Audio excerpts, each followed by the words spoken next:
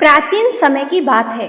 एक बार धर्मराज युधिष्ठिर ने भगवान श्री कृष्ण से पूछा, हे प्रभु, वैशाख माह के कृष्ण पक्ष की एकादशी का क्या नाम है और उसका क्या महत्व है? कृपया मुझे विस्तार से बताइए। तब भगवान श्री कृष्ण ने कहा, हे धर्मराज, इस एकादशी का नाम वरुथनी एकादशी है।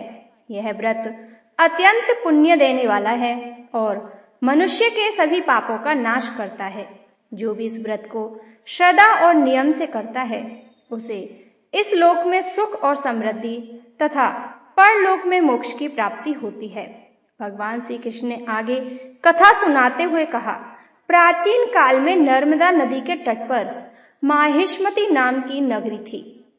वहां एक पराक्रमी और धर्मात्मा राजा राज्य करता था, जिसका नाम था मानधाता।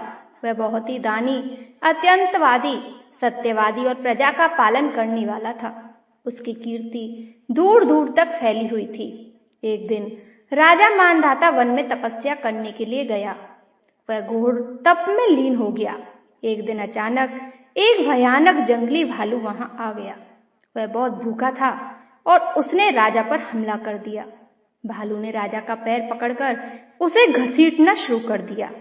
राजा उस समय तपस्या में लीन था, इसलिए उसने कोई प्रतिकार नहीं किया और मनी मन भगवान से प्रार्थना करने लगा। तभी भगवान विष्णु ने उसकी रक्षा के लिए अपने सुदर्शन चक्र को भेजा। सुदर्शन चक्र ने उस भालू को तुरंत समाप्त कर दिया। राजा की जान तो बच गई, लेकिन उसका पैर बुरी तरह घायल हो चुका था। राजा बहुत दुखी हुआ और सोचने लगा कि उसने ऐसा कौन सा पाप किया जिसके कारण उसे यह कष्ट सहना पड़ा। तभी आकाशवाणी हुई, हे राजन, तुमने पूर्व जन्म में एक अपराध किया था, उसी के कारण तुम्हें यह दुख भोगना पड़ा।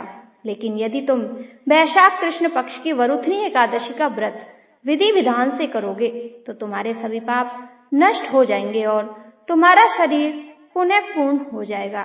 राजा मानधाता ने श्रद्धा से वरुथनी एकादशी का व्रत किया। व्रत के प्रभाव से उसके सभी पाप नष्ट हो गए और उसका शरीर पहले जैसा स्वस्थ और सुंदर हो गया।